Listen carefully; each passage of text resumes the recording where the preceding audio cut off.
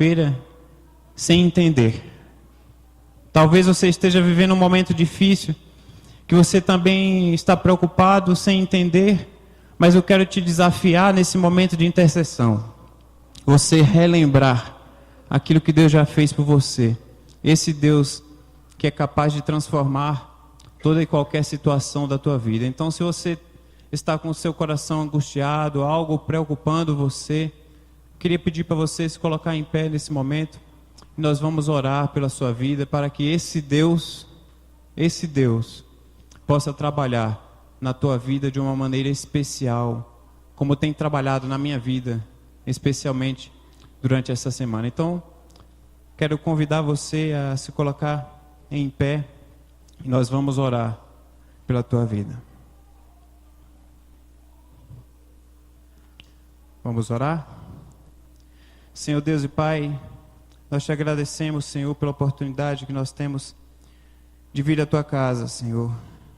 Te agradeço, Senhor, porque tu és um Deus maravilhoso, um Deus que fala aos nossos corações, um Deus que continua vivo, um Deus que continua se importando conosco, um Deus que continua cuidando de cada um de nós.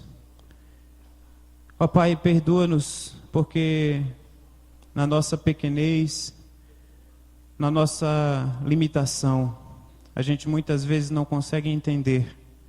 Muitas vezes a gente não consegue enxergar um palmo à nossa frente. Mas quando nós nos colocamos diante de Ti, nós podemos reconhecer o Teu cuidado, a Tua proteção, o Teu amor. Podemos relembrar tudo aquilo que Tu já tens feito na vida de cada um de nós. Podemos relembrar as maravilhas, os milagres que Tu já tens operado, Deus. Nós queremos Te pedir perdão, Senhor, porque nós somos fracos e falhos tantas e tantas vezes, ó Deus.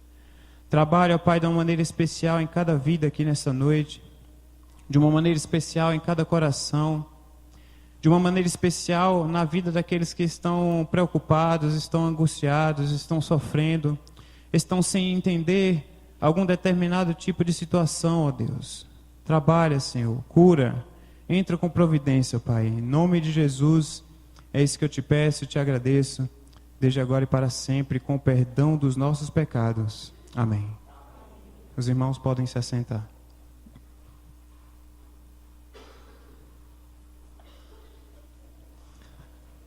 Hoje é um dia que eu não sei se é mundial.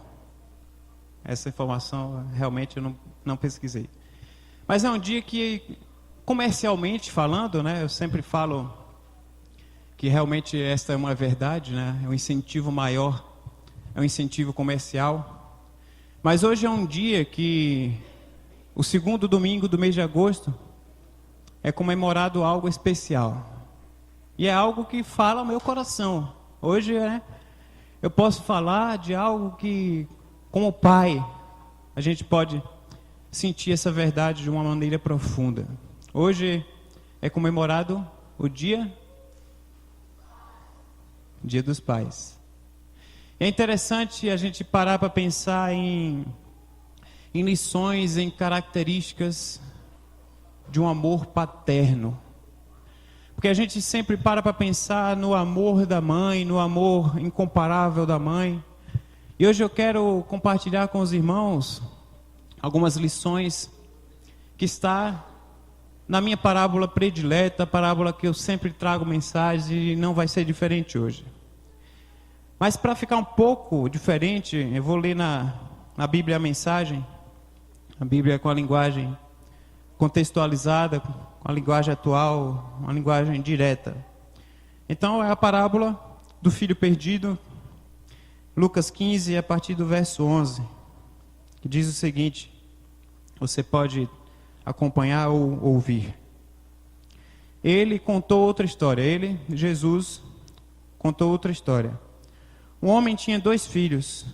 O mais novo disse ao pai, quero minha herança agora mesmo. O pai então dividiu a propriedade entre os 2 filhos. Não se passou muito tempo, e o filho mais novo arrumou as malas e foi morar num país distante, por ser indisciplinado e esbanjador. desperdiçou tudo o que possuía. Estava já sem dinheiro, quando uma seca devastou aquele país e ele começou a passar necessidades. Um cidadão o contratou para cuidar de porcos, e para piorar, ninguém lhe dava nada. Ele chegou a passar tanta fome que teve vontade de comer a lavagem dos porcos. Isso fez cair na realidade. Ele pensou: os empregados do meu pai têm 3 refeições por dia, e eu estou aqui morrendo de fome. Já sei. Vou voltar para casa e dizer ao meu pai: pequei contra Deus e contra o Senhor. Não mereço nem ser considerado seu filho. Ser um dos seus empregados já está muito bom. Decidido, levantou-se e tomou o caminho de casa. Ele ainda estava bem longe na estrada quando o pai o avistou. O coração do velho disparou e ele correu para abraçar e beijar o filho, que começou o seu discurso: pai, pequei contra Deus e contra o Senhor. Não mereço nem ser chamado de seu filho outra vez. O pai nem quis escutar. Chamou os empregados e ordenou: rápido, tragam uma roupa decente para ele. Tragam também o anel da família e um par de sandálias. Depois, vão buscar uma novilha bem gorda e preparem um churrasco. Vamos festejar, vamos nos divertir. Meu filho está aqui, vivo. Não está mais perdido, foi achado. E a festa começou. Oremos. Ó Deus e Pai, fala aos nossos corações nesta noite, ó Pai. Que nós possamos entender o Teu recado vindo de Ti, Senhor. Um recado que fale diretamente aos nossos corações. Que nós possamos estar com os nossos corações e as nossas almas ligados a Ti, para ouvir a Tua voz. Em nome de Jesus. Amém. Quando a gente para pensar em festa, em churrasco, né, em liberdade, a gente vai muito lá no caminho dos jovens. E um jovem aqui do relato da história, que não diz quantos anos esse jovem tinha, mas diz que era o filho mais novo, filho que se rebelou, um filho que buscou diante daquele pai os direitos que ele ainda não tinha, para curtir a liberdade que ele tanto desejava. Ele queria curtir a vida. Ele achava que aquela vida que ele tinha diante do seu pai era uma vida mesquinha, uma vida difícil, talvez uma vida monótona, sem graça. Mesmo que aquela vida fosse uma vida de riqueza, uma vida que ele tinha de tudo para usufruir. Tinha propriedades, uma família de boas posses. Mas nada disso era suficiente para aquele rapaz. Talvez a gente faça um comparativo e a gente venha em nossas mentes pessoas que a gente conhece, jovens, que talvez a gente conheça, que também se rebelem, também cheguem para seus pais, não para pedir herança, porque nos dias atuais, só se fosse para dividir as dívidas, né? Pai, eu quero dividir as dívidas com você agora. Isso seria muito bom, né? Mas filhos que muitas vezes, histórias de pessoas que a gente conhece, que a gente vive, que a gente fica sabendo, de jovens, que às vezes, semelhantemente a este jovem, que estava cansado da sua vida monótona, da sua vida aparentemente sem graça, da sua vida aparentemente sem sentido, ele chegou ao seu pai e pediu o direito que ele ainda não tinha. Então aquele jovem, como muitos hoje, acham que ter liberdade é cair numa vida sem sentido, numa vida que possa fazer o que quiser, numa vida desgarrada e fora da realidade da convivência do Pai. As lições que nós queremos tirar hoje à noite, trazendo como realidade o Dia dos Pais. E eu, como pai, eu posso falar, né, com mais propriedade hoje. É muito interessante a gente viver a realidade do pai. Porque sempre a ligação da mãe é mais forte, a ligação da mãe é mais direta, a necessidade da convivência do filho com a mãe é maior, o vínculo é maior. E desde que meus filhos nasceram, na medida do possível, eu tenho tentado acompanhar a criação dos meus filhos. Nas consultas médicas, nas dificuldades, a gente tenta ir junto. E eu lembro de uma situação quando a gente foi levar a Gabi num médico e barraram assim, só pode entrar um. Aí o pai nessa hora já fica chateado. Porque obviamente o vínculo, a necessidade daquela criança é bem maior com a mãe. E o pai fica lá do lado de fora, sem poder acompanhar. Mas aqui nessa realidade ela fala da figura do pai, a figura do amor paterno. E a gente tira algumas lições para as nossas vidas. E hoje eu quero compartilhar com os irmãos nessa história maravilhosa. A primeira lição que eu quero compartilhar com os irmãos, na figura desse pai que viveu esta realidade, é que esse pai, ele conseguia ver o seu filho como ninguém o veria. Esse pai, ele via o seu filho com amor especial, como ninguém veria. Desde o início da história, quando o filho chega para o pai e pede algo que não tem direito, algo que ainda não é o momento, algo que desejava a morte do pai para ter direito, de acordo com a cultura, o pai já enxergava aquele filho de uma maneira especial, e ele permitiu aquela situação para que ele enfrentasse a vida, e ele reconhecesse aquilo que ele tinha, para poder ter a sua vida transformada. O nosso Pai Celestial, o nosso Deus, que está tipificado aqui nessa história, o nosso Pai amoroso, Ele consegue enxergar em cada um de nós, consegue nos ver de uma maneira especial, como ninguém consegue ver. O nosso Deus consegue nos enxergar de uma maneira especial, que nem a sua esposa consegue te enxergar, nem o teu marido consegue te enxergar, nem a tua mãe, que tem esse vínculo especial, consegue enxergar como o nosso Deus nos enxerga. E aqui nessa história do pai do pródigo, a figura do qual eu quero destacar hoje, era um pai amoroso que tinha uma visão especial. E quando a gente relembra lá os desenhos animados, que hoje eu acho que não passa mais muito não, mas era da minha época, que tinha visão de raio-x, visão especial, visão biônica, conseguia enxergar a distância. E o texto fala que ele era uma pessoa idosa, e quando o seu filho passou por toda aquela situação, por todo aquele vexame, por toda aquela humilhação que ele escolheu enfrentar, ele escolheu se rebelar, ele escolheu se distanciar dos caminhos do pai. E o pai, ele tinha todos os motivos possíveis para dizer: essa foi a vida que você escolheu, então eu não quero mais saber de você. Mas o pai, ele conseguia ter uma visão especial e enxergar como ninguém enxergava. E o pai conseguia enxergar aquele filho ainda de longe, diz o texto. Nosso Pai Celestial, nosso Deus, Ele consegue nos enxergar de longe.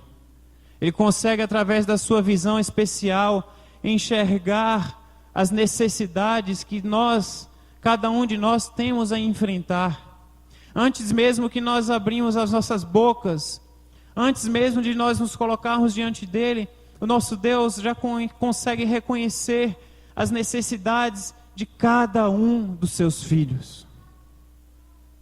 O nosso Deus consegue te enxergar, meu amigo, meu irmão. Consegue te enxergar de uma maneira tão especial, de uma maneira única, como nenhum pai conseguiria enxergar. A lição da visão que nós tiramos aqui deste amor paterno é um amor especial que ninguém poderia enxergar, a não ser o nosso Deus, que está olhando para você de uma maneira especial. uma lição do amor paterno, um amor de um pai celestial. É um pai que ele vai correr como ninguém correria. Esse pai relatado aqui nesta parábola que Jesus contou, é um pai que era um nobre oriental, que tinha uma postura a zelar, que tinha uma condição a seguir. Era um pai que não podia se rebaixar, ele tinha uma linhagem cultural. E naquela época, se uma pessoa idosa, ela saísse correndo na aldeia, ela saísse correndo como um doido, ela era humilhada, ela era chacoteada, ela era zombada. E naquele momento, após toda a vivência daquele filho, toda a destruição de vida daquele filho, aquele filho que escolheu, que desejou viver daquela maneira desgarrada, aquele filho que escolheu gastar a herança que não lhe cabia ainda, resolveu gastar parte dos bens da família, aquele filho que esbanjou com as prostitutas, que gastou com drogas, que gastou com os seus amigos, entre aspas. Aquele filho resolveu voltar, e aquele pai, ele não quis pensar em nada, em absolutamente nada. Aquele pai, ele correu ao encontro do seu filho.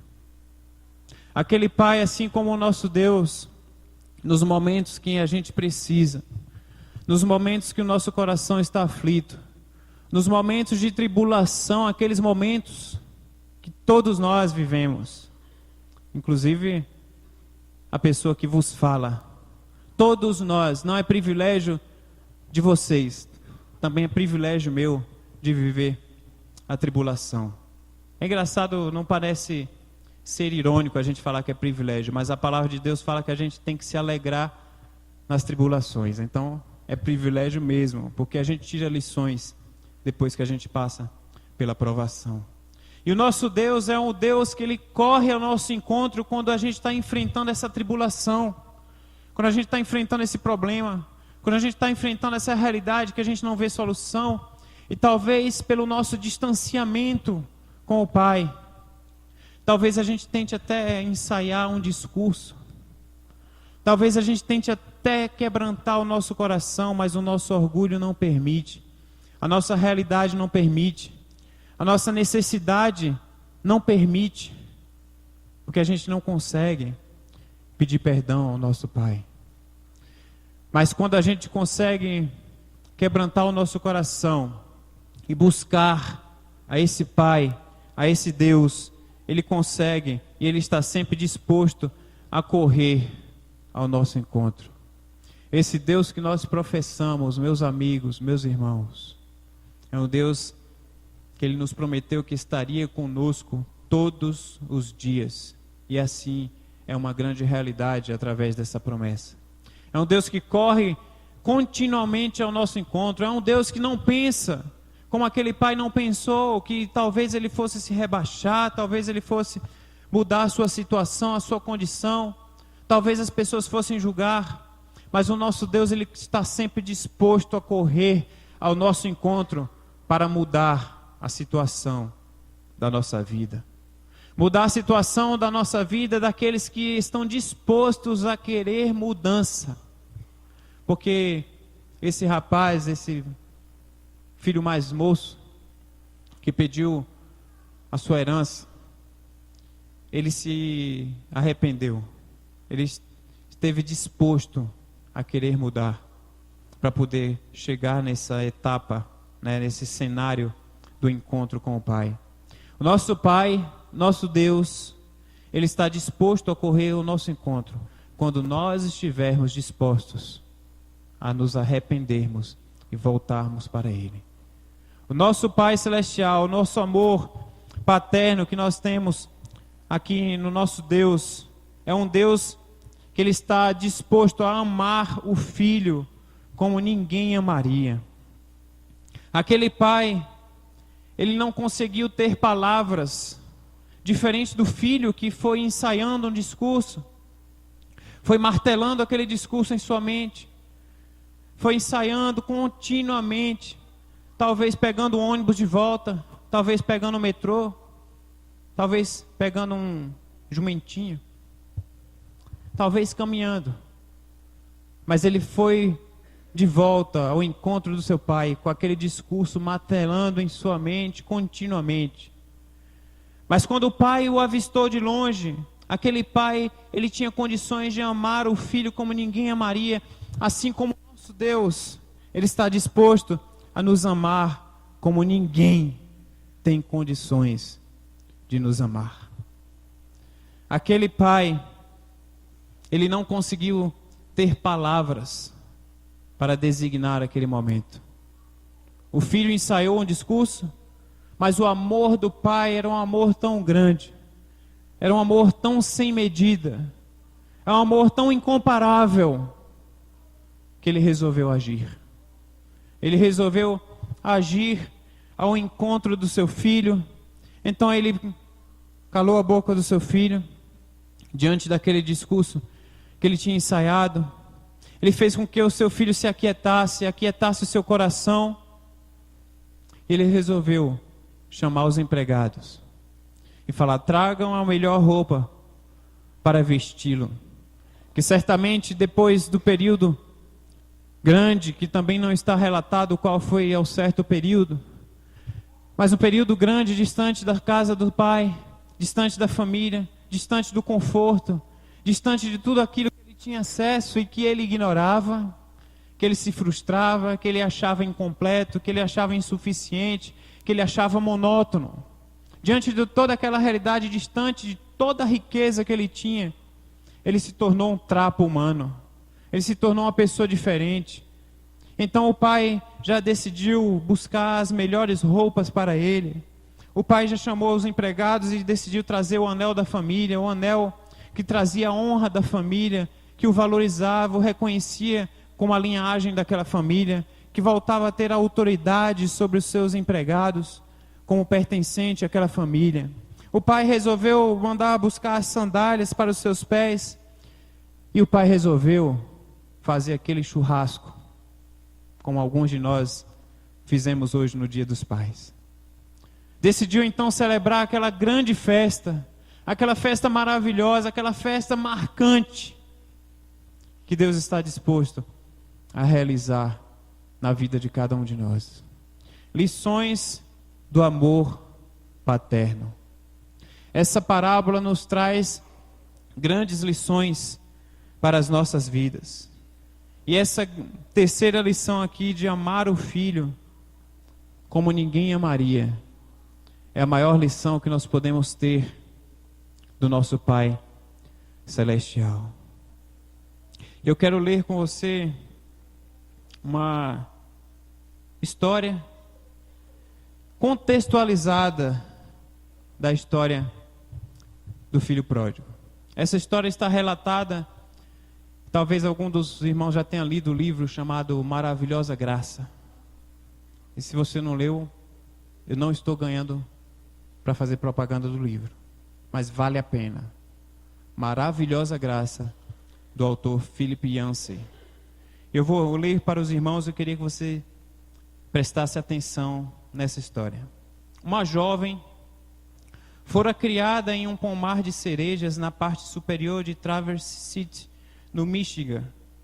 Seus pais, um tanto antiquados, costumavam reagir mal ao seu piercing no nariz, às músicas que ouvia e ao comprimento de suas saias. De vez em quando, eles a repreendiam e ela fervia por dentro.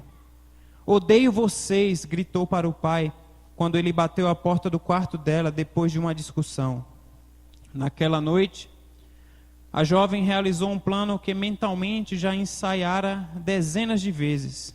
Ela fugiu de casa. A jovem havia visitado Detroit apenas uma vez, em uma viagem de ônibus com os jovens da igreja, para assistir ao jogo dos Tigers.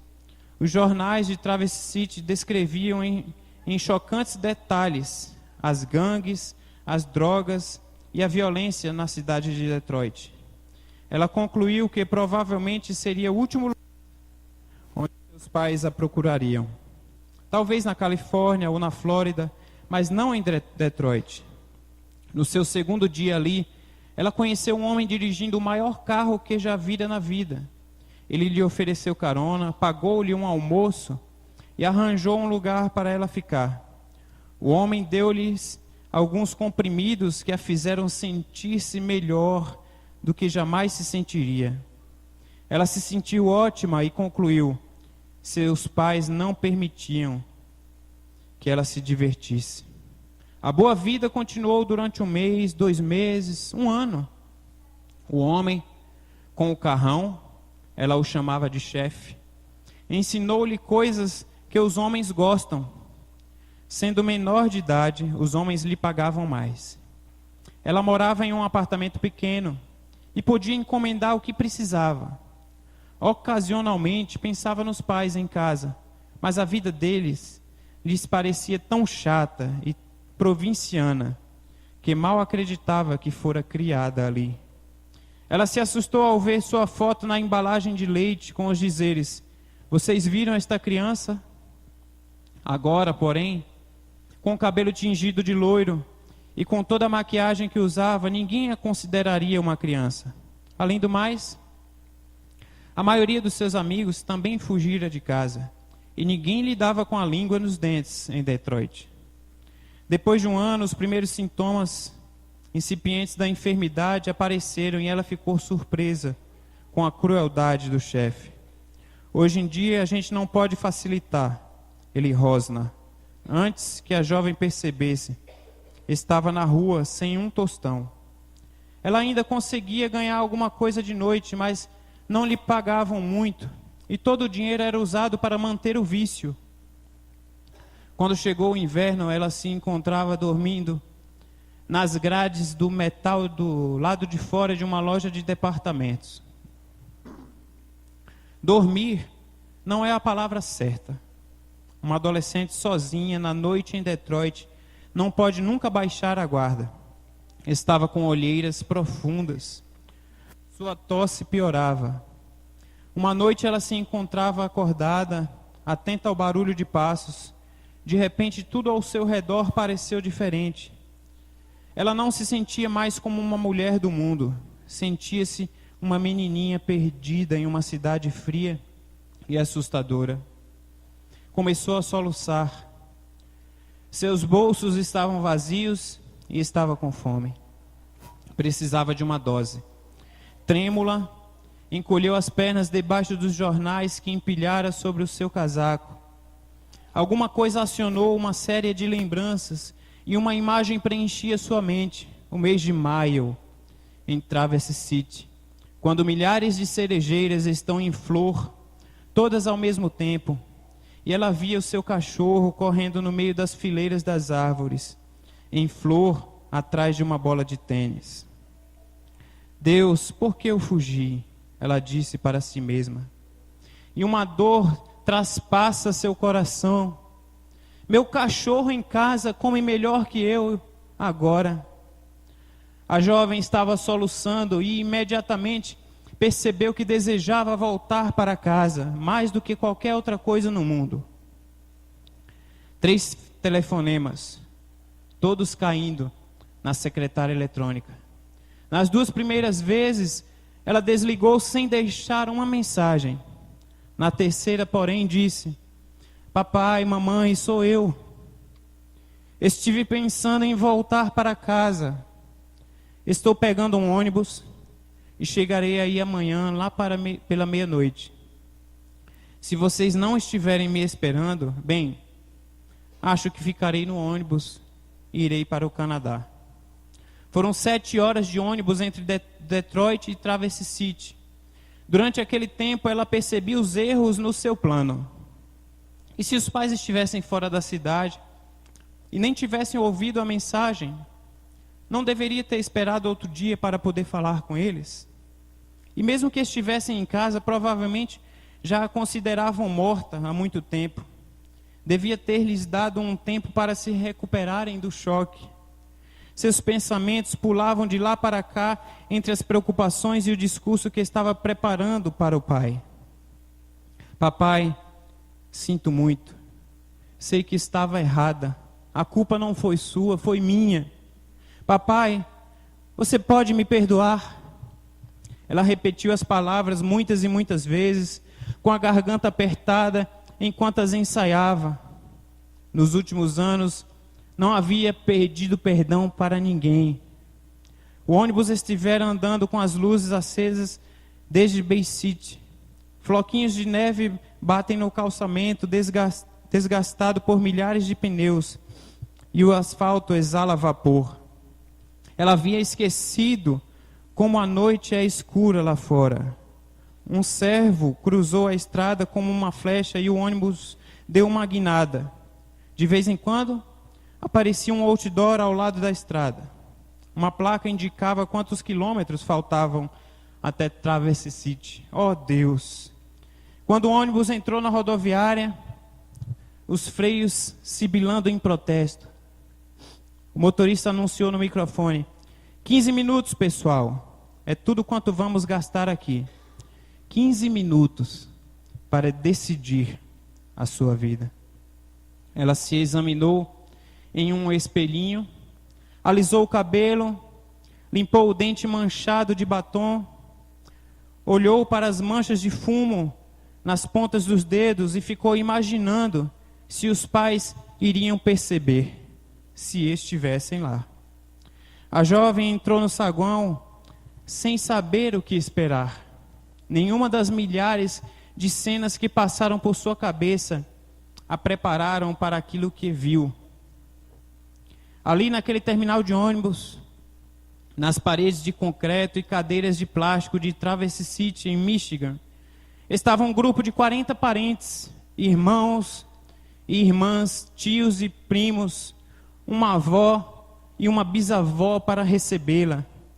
Todos eles estavam usando chapeuzinhos de festa e assoprando apitos. Na parede do terminal havia um cartaz dizendo: seja bem-vinda. Da multidão que a recepcionara, irrompe o papai. Ela olhou para ele através de lágrimas que brotavam dos seus olhos, como mercúrio quente, e começou o discurso memorizado: papai, sinto muito. Eu sei. Ele a interrompeu: quieta, filhinha. Não temos tempo para isso agora. Nada de pedidos de desculpas. Você vai chegar atrasada na festa. Lá em casa há um banquete esperando por você. Esse é o retrato do nosso Pai amoroso. Essa é a grande lição que a gente pode tirar do amor paterno, do amor do nosso Pai celestial, que é um Pai que pode nos amar e nos ama de tal maneira como ninguém amaria. Eu me lembro no dia que a Gabi nasceu, quando um amigo me ligou de Recife. Eu morava em Brasília na época. Ele falou: Davi, você vai entender. E eu falo isso para todo mundo quando eu ganho a neném. Você vai entender a profundidade. Porque uma coisa é a gente saber, outra coisa é a gente entender. E os pais aqui presentes vão entender o que eu estou falando. Davi, você vai entender a profundidade real, o sentido real de João 3,16, agora que você é pai. Porque nós pais, trazendo para a realidade do Dia dos Pais, como figura paterna, mas isso é uma realidade dos pais em geral, sentido genérico, pai e mãe. Nós pais temos condições de realizarmos qualquer coisa pelos nossos filhos. Nós pais temos condições de nos jogarmos na frente de um carro, se for possível, para evitar um acidente com os nossos filhos. Mas o amor de Cristo, o amor do nosso Pai celestial, é um amor incomparável, é um amor único, é um amor extremo. É um amor que as nossas mentes não conseguem entender. Porque Ele foi capaz de dar o seu único filho, o seu filho amoroso, para se colocar naquela cruz, naquele sofrimento, naquela humilhação, naquela dor, para morrer no meu lugar e no teu lugar. E a grande lição que fica para as nossas vidas nesta noite é que esse Pai Celestial é um Pai que nos dá muito mais do que nós merecemos. Como nós cantamos, é um Pai que está disposto a nos curar. É um Pai que está disposto a nos libertar. É um Pai que está disposto a correr ao nosso encontro para mudar a situação das nossas vidas. É um Pai que está disposto a correr ao nosso encontro e nos tirar do lamaçal que muitas vezes nós estamos vivendo. Vivendo talvez com o desejo de comer a comida dos porcos. E o nosso Pai amoroso é um Pai que vem correndo ao nosso encontro através do seu amor para mudar a condição das nossas vidas. Eu queria que você abaixasse a sua cabeça nesse momento.